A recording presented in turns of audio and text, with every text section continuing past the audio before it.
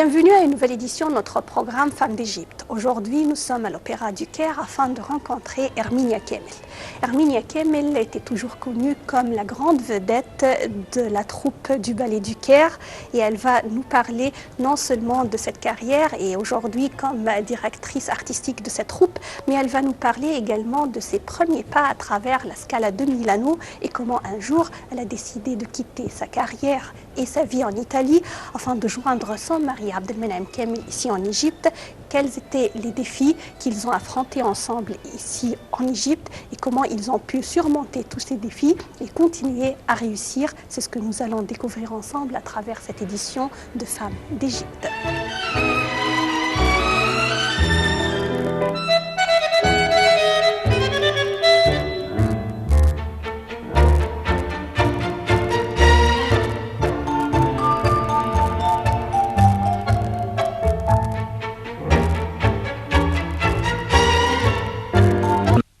سياسة.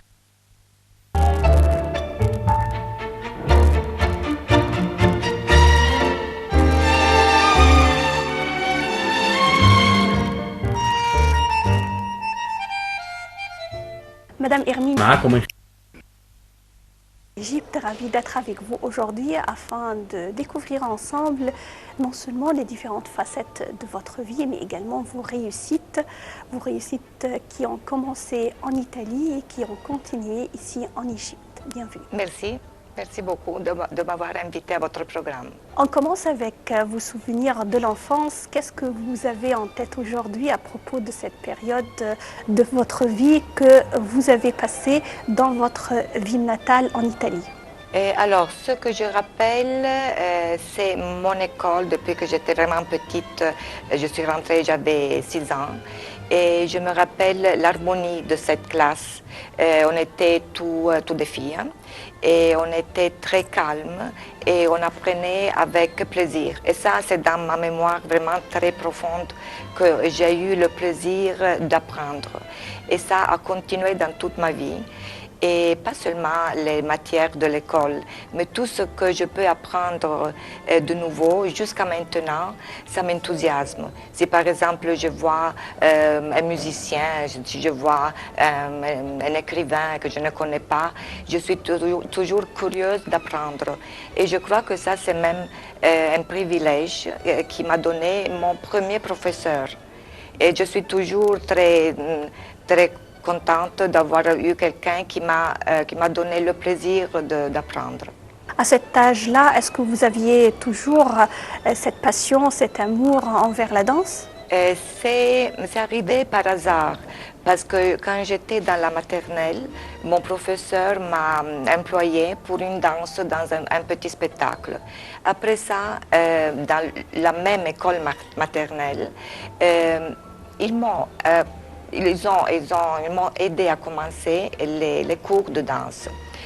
Après 2 ans, le professeur de danse m'a choisi pour rentrer à la Scala de Milano et il a demandé à mes parents de m'envoyer pour toutes les sélections pour entrer dans la Scala de Milano comme danseuse professionnelle. Et naturellement, mes parents étaient un peu bouleversés par ce choix parce qu'ils ne savaient pas exactement qu'est-ce que c'était une profession, une carrière de danseuse professionnelle. Alors, on s'est intéressé du trajet d'une danseuse et enfin, ils étaient absolument contraires que je commençais la carrière professionnelle. Pourquoi? Parce que c'est très dur, on doit étudier et apprendre la danse en même temps. Laisser les études temporairement aux études de ballet. Et alors, ils voyaient une vie très, très dure, très difficile, très fatigante.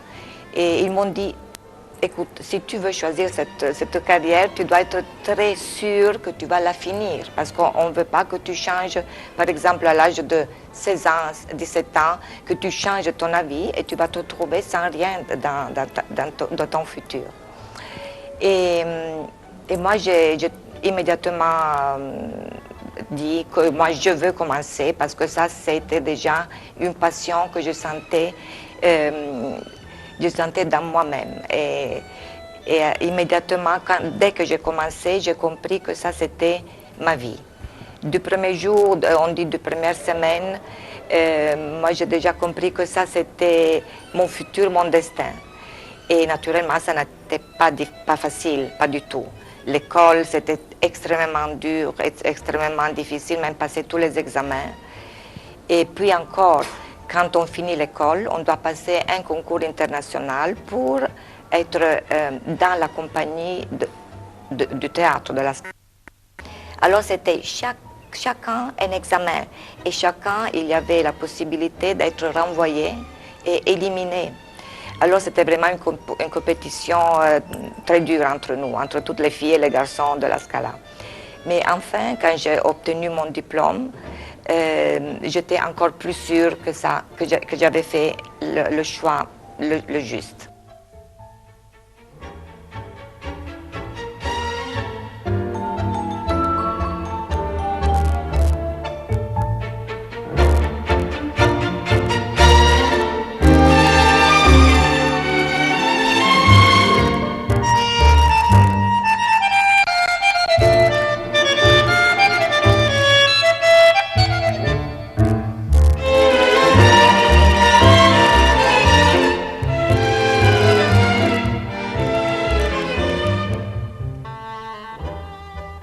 Alors là, je m'arrête parce qu'il y a 2 points. Comment عمل vous avez pris une décision très importante de devenir danseuse et vous l'avez prise à un âge très jeune. Et je dois dire que ça, c'est un peu l'inconscience de la jeunesse. Mais c'était déjà une prédisposition parce que après que je suis entrée, la fatigue m'encourageait à continuer. Ce n'était pas que les efforts que je faisais pendant les classes, pendant le déroulement des années de la danse, des cours de danse. Le désir, la force et la volonté d'aboutir mes limites. Et ce que c'est définitif, c'est très important pour la carrière d'une danseuse, toujours vouloir être mieux, jamais s'arrêter avec quelques petites victoires sur la technique ou sur n'importe quoi, mais toujours vouloir dépasser ses limites. Deuxième point, afin d'être une danseuse professionnelle, je crois qu'il y avait des contraintes de vivre une vie normale. Quelles étaient les difficultés ou les contraintes que vous avez affrontées, surtout à l'âge de l'adolescence, de ne pas vivre une vie normale de n'importe quelle fille de votre âge? Eh oui, non, vous avez raison. La vie d'une jeune fille qui danse et qui veut faire la carrière professionnelle d'une danseuse est complètement différente. Pas de discothèque, pas de nightclub, pas de soirée avec les amis. Dans le jour de congé, on doit se reposer. Le matin, on doit se réveiller très tôt et on finit très tard.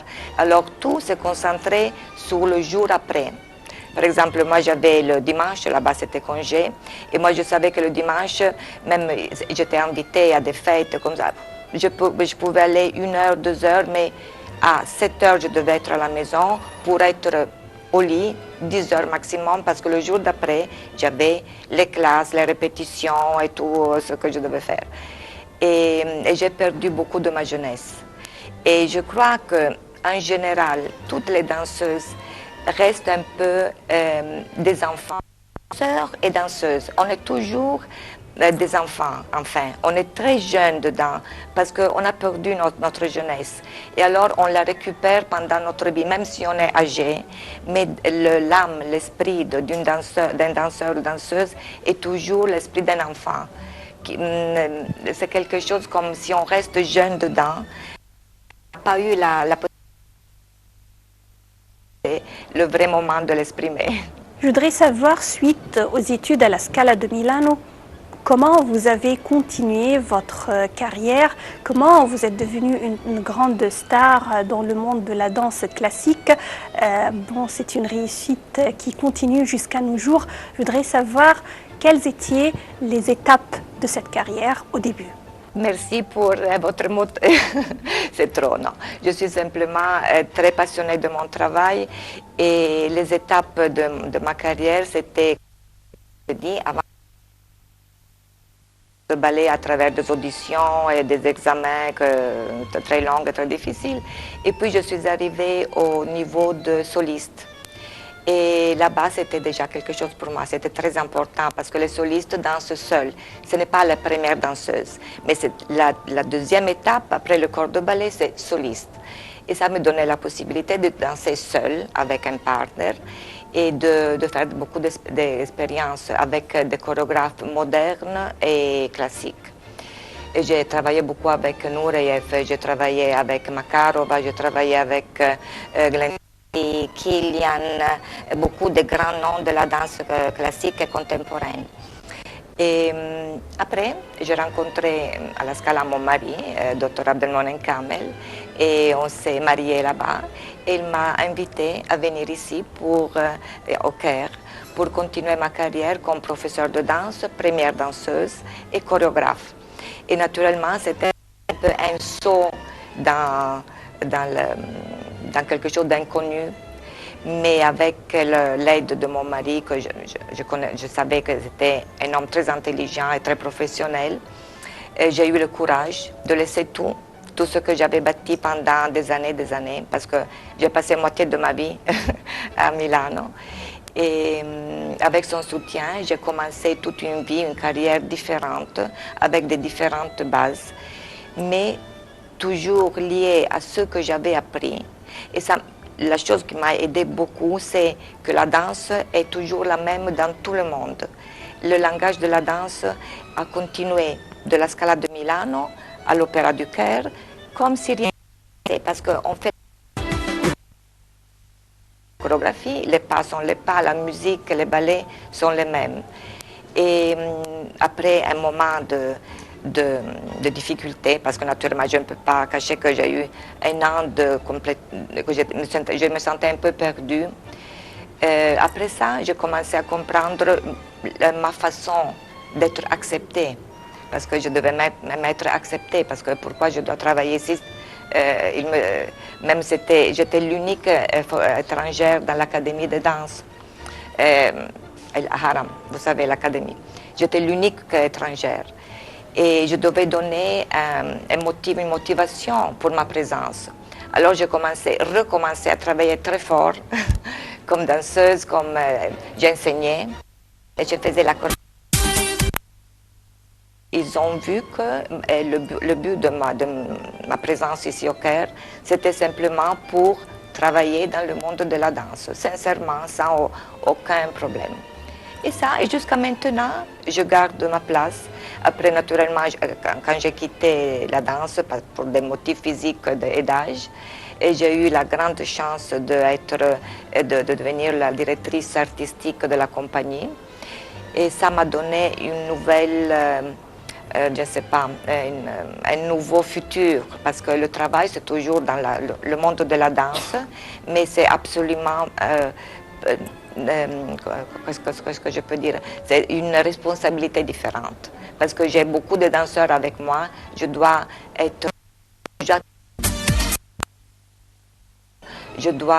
donner la facilité du travail, je dois leur donner une vie possible, pas seulement de travail, mais même le plaisir de danser.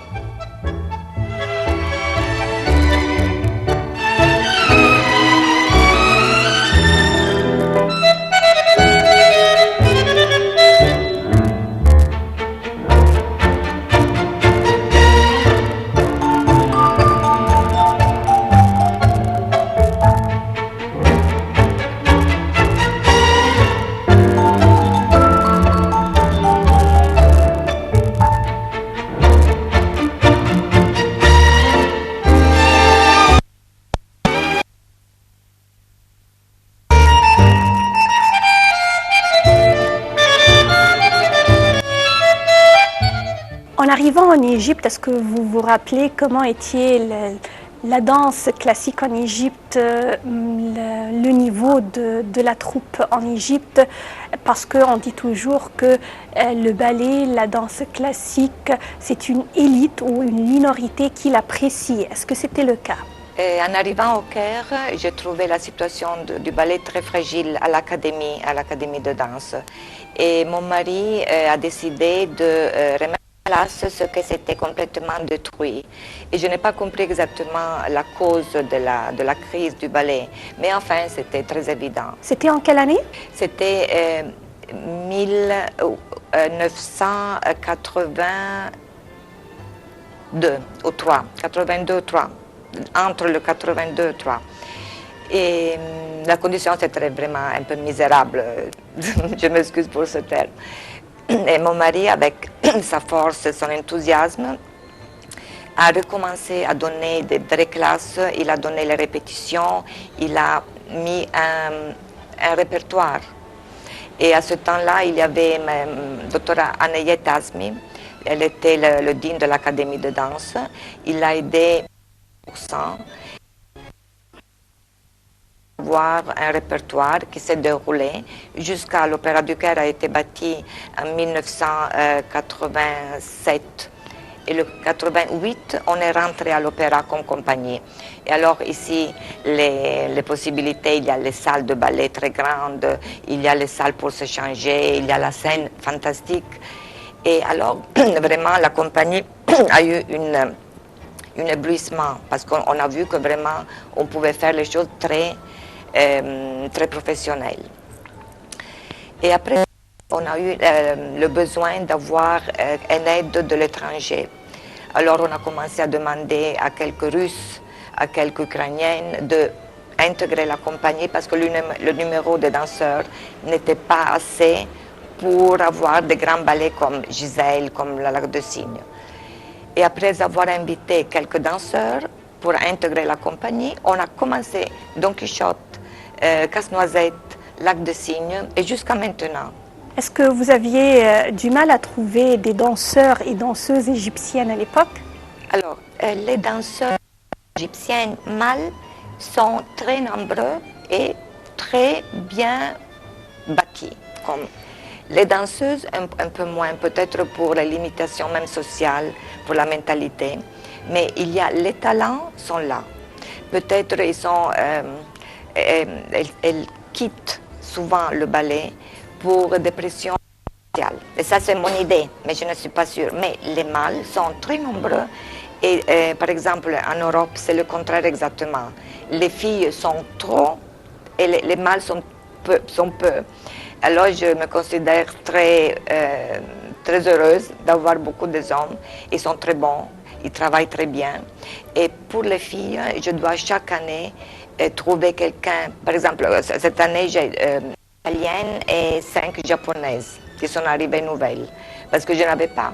Alors, j'ai de la Serbie, une Grèce, 5 japonaises, une italienne. J'ai un peu de... C'est international, la compagnie, mais seulement pour les filles. J'ai un garçon italien qui vient d'arriver, parce qu'il est très bon, il est vraiment très doué, mais tous les autres sont égyptiens.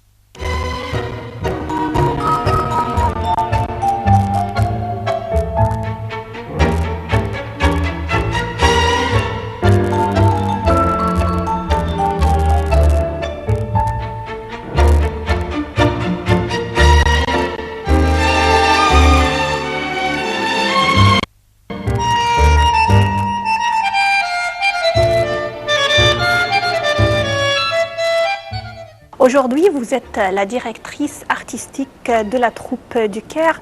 Quelles sont vos responsabilités avec cette troupe? Alors, avant tout, ma responsabilité est de créer un programme annuel chaque année.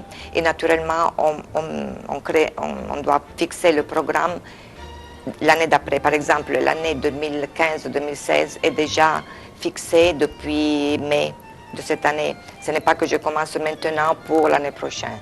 Et ça, c'est ma responsabilité la plus grosse parce que je dois chaque année avoir quelque chose de nouveau et garder le répertoire sans toucher notre programme, je veux dire sans changer trop le programme, le style de notre compagnie. Et cette année, j'ai ajouté le ballet Coppelia C'est la première fois qu'on le présente à l'Opéra du Caire et c'est un ballet vraiment très joyeux. C'est classique, pur classique, mais avec une histoire très légère et très compréhensible. Et je crois que ce sera pour les familles toutes, pour les adultes, pour les jeunes, pour les enfants, pour tout le monde.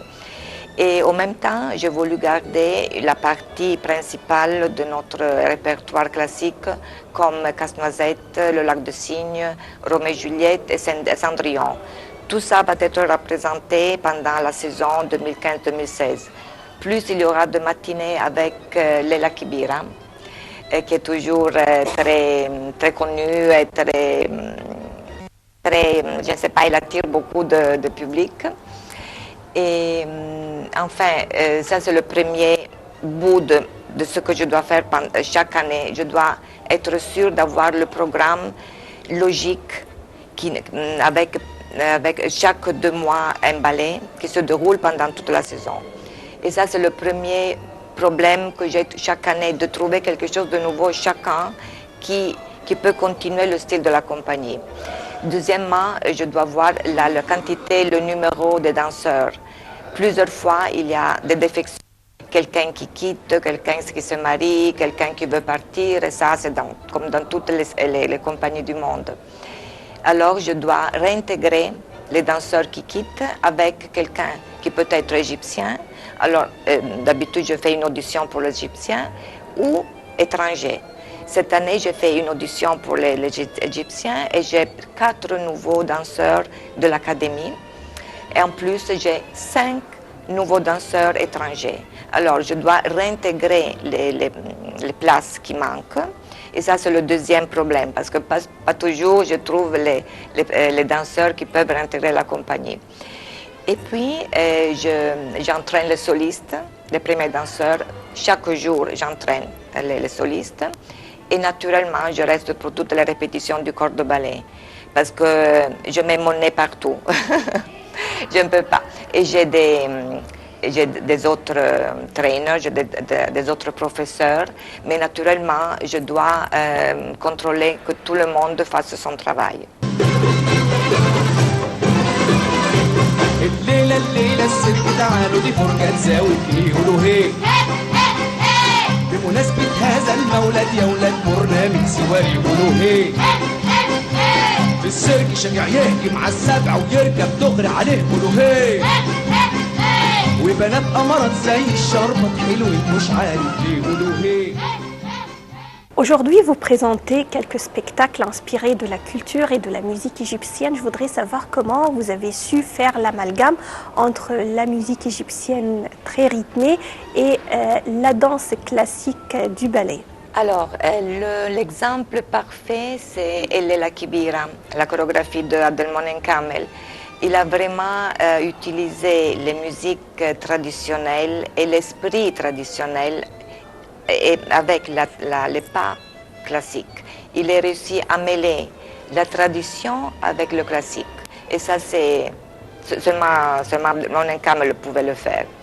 Et de ma part, j'ai utilisé des musiques des compositeurs égyptiens comme Gamel Abderrahim, Ataya Sharara. Et j'ai fait des chorégraphies, par exemple, on vient de donner au mois de juin Isis de Gamel Abderrahim. Et c'était un ballet extrêmement beau, j'ai toujours aimé. Et ça, j'avais fait la chorégraphie avec mon mari il y a longtemps.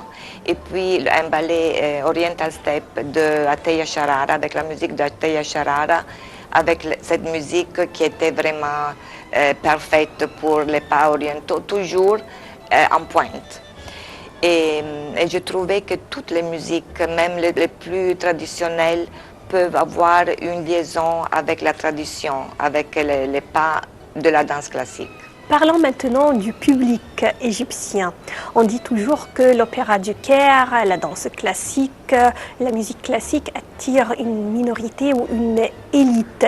Est-ce que c'est le cas? Est-ce que le public de l'opéra est limité? Et avec le temps, est-ce que vous voyez que le public égyptien a changé un peu de vision, d'avis et de goût? Ce que je pense qu'il y a un public pour le ballet qui intéresse de l'âge de 5 ans jusqu'à 80. Parce que je viens de voir le public qui est venu voir les ballets l'année passée. Il y avait de tout âge.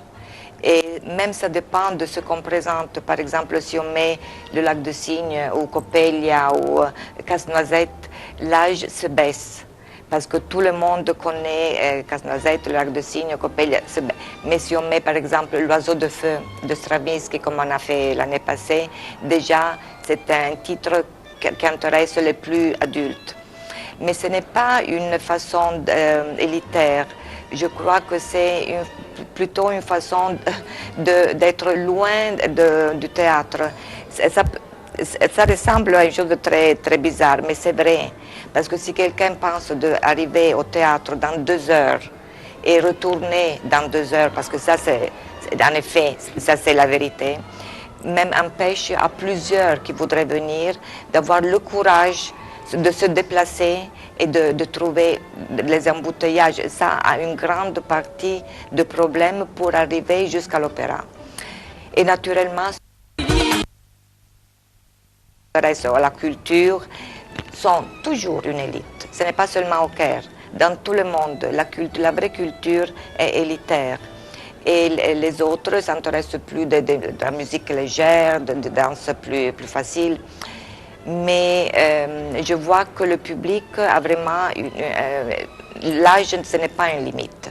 C'est peut-être la façon d'être élevé dans leur famille qui change la situation, l'appréhension de la culture. Madame Herminia Kemel, je vous remercie infiniment de nous avoir accordé cette occasion afin de commencer à découvrir non seulement les points marquants de votre vie, mais également vos aspirations pour l'avenir de la culture et de la danse en général en Égypte. Et j'espère de continuer à travers la semaine prochaine à découvrir d'autres facettes de cette merveilleuse vie et de cette carrière réussie. Merci. Bien sûr, avec plaisir.